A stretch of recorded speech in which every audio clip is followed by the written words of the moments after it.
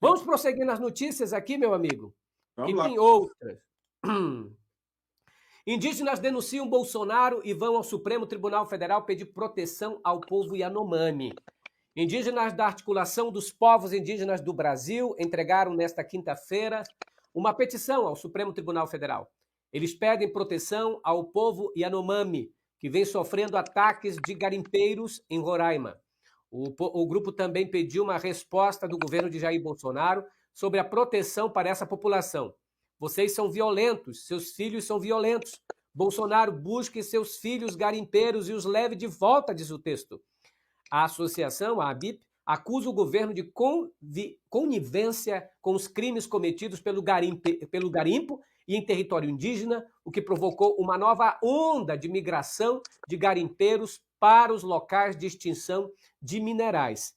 Antes de eu pedir a sua observação, eu vou colocar aqui o vídeo daquele delegado, o delegado Alexandre Saraiva, que cuidava dessa situação lá no norte do país, que inclusive foi afastado pelo Bolsonaro do caso lá do Salles. Você lembra lá do maior apreensão de madeira.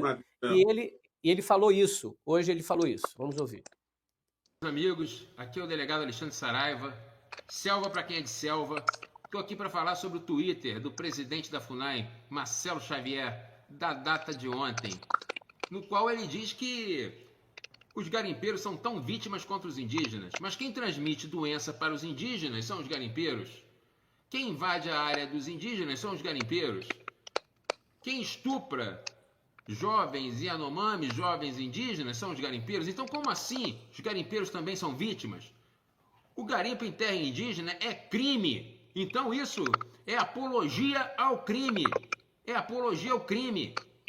Um presidente da FUNAI não pode fazer isso. Isso é um fato inédito. Tanto quanto foi inédito um ministro do Meio Ambiente defender madeireiros. Eu fico me perguntando o que mais falta para acabar com a Amazônia. Porque os dois maiores problemas da Amazônia são desmatamento ilegal, exploração da madeira e garimpo. Por quê? Porque o garimpo polui os nossos rios com mercúrio, contamina a nossa fauna, contamina indiretamente os nossos indígenas com mercúrio.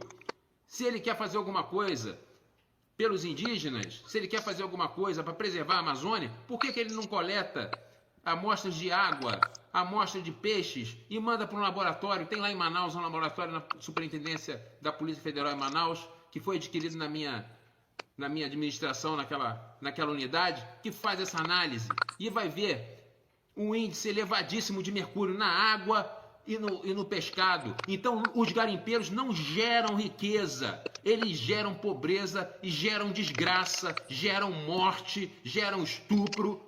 Eles não geram nada de bom, são criminosos. E é preciso que esse governo, pelo menos, pare de fazer apologia ao crime. Um Estado de Direito, a principal característica de um Estado de Direito é cumprir as leis que o próprio Estado editou. E é isso que a gente tem o direito, como cidadão, de esperar que o governo faça. Meu amigo José Fernandes. Perfeito, perfeito. Olha, e tem uma coisa interessante, tá? É que o delegado Saraiva, ele não é de esquerda. O delegado Saraiva, ele tem posições políticas de direita. Inclusive, ele, no começo do governo Bolsonaro, ele ocupou ali uma chefia, ele tinha ali a confiança do presidente da República. Só que ele é um cara sério, um cara que estava agindo dentro da sua circunscrição, fazendo aquilo que a lei determina. E ele foi justamente torpedeado, ele foi justamente sabotado, porque ele estava cumprindo a lei.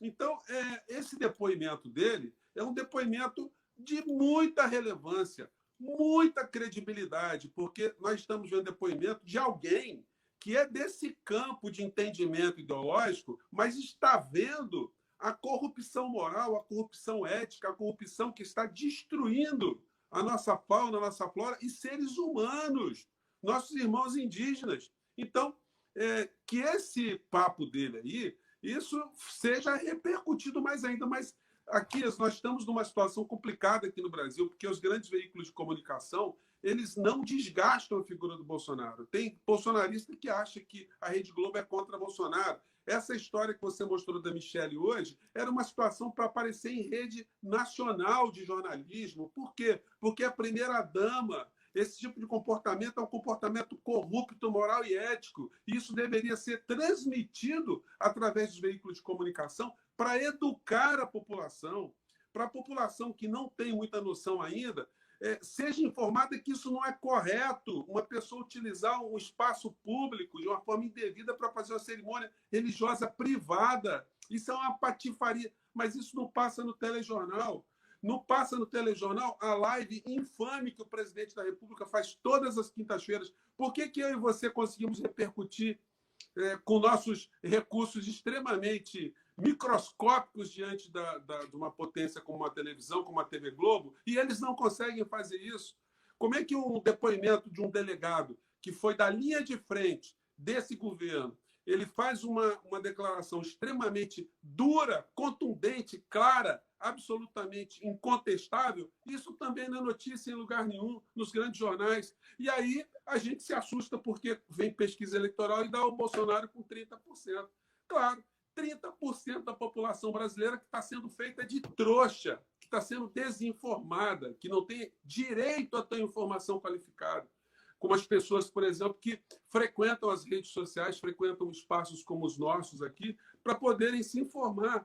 Então, nós, nessa caminhada que nós temos até outubro, até as eleições, nós temos esse inimigo oculto da população brasileira, que são os grandes veículos de comunicação que não informam essas patifarias para o povo brasileiro. Então, isso redobra a nossa importância enquanto comunicadores e de todas as pessoas que estão assistindo a gente. Claro que você tentar convencer um bolsonarista, né, desses fatos que o Aquiles acabou de mostrar aqui para a gente, é impossível, porque essas pessoas ficaram durante 3 anos e meio sofrendo uma lavagem cerebral e uma falta de contestação dos grandes veículos de comunicação. Então, Bolsonaro vai falando uma série de mentiras, uma série de infâmias, uma série de patifarias, e, na medida que não são contestadas, essas coisas passam como verdadeiras. Eu acho que você pautou para hoje a gente falar de Petrobras também, porque tem mais assunto para falar dessa live do Bolsonaro. Né? Então, vou ficar por aqui, devolvo para você. Eu vou falar disso e também da situação, da frase que a Damares disse e que irritou muito, né? Escandalizou o povo Yanomami. Mas eu vou ler aqui a mensagem daqueles que estão mandando mensagem para a gente aqui. Antônio José Vasques diz assim, aqui, José, o Bolsonaro foi aposentado aos 33 anos com esquizofrênico. Logo, o lugar dele é no hospício. Aloysio de Souza Pardinho manda mensagem também. O Jailson Moreira Almeida. O canal Tarô Mestre José manda ajuda para a gente. Obrigado ao Tarô Mestre José, que tem um canal no YouTube. Se vocês puderem ir lá, ajudá-lo também. Ele ajuda muito o nosso canal aqui, independente da religião dele ser diferente da minha, eu respeito muito. O Varci Pereira diz assim, boa tarde, Aquias. Marcele me representa. Eita, mulher porreta. Essa, sim, ela está falando do vídeo que eu postei ontem, da menina que descarregou e falou tudo. Enfim, tem também mensagem aqui de Rodine Vargas. Muito obrigado, Gislaine Machado e Ricardo Félix, que está mandando esse negócio aqui, Pix aqui para nós. Obrigado pela mensagem de vocês. Mas vamos à frase da Damares aí.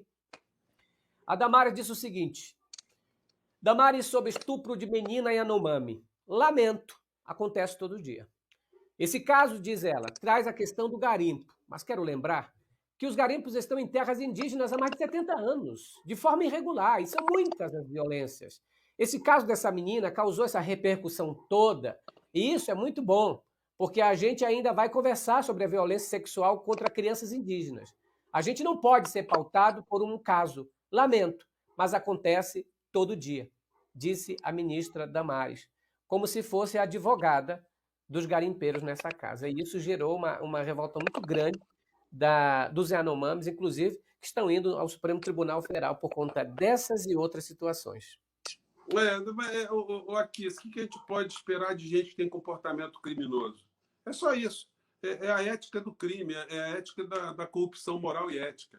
E, infelizmente, tem muita gente no nosso país ainda que é engabelado por esse tipo de vigarista, né? Porque é o nome que tem que se dar, né? A gente tem que falar com todas as letras. Vigarista, gente que faz uma coisa e diz outra, né? Uma coisa que faz uma coisa, mas diz outra completamente diferente, que corrompe a realidade, que transmuta as coisas que nós estamos vendo, que transforma uma situação grave numa coisa menos importante ou tenta fazer isso. Enfim, nós estamos lutando contra esse estado de coisas e a gente vai ter muita tarefa porque o Brasil teve uma parcela do nosso povo que foi absolutamente sequestrado mentalmente, psicologicamente, espiritualmente. As pessoas viraram figuras irreconhecíveis, que a gente não consegue mais conversar.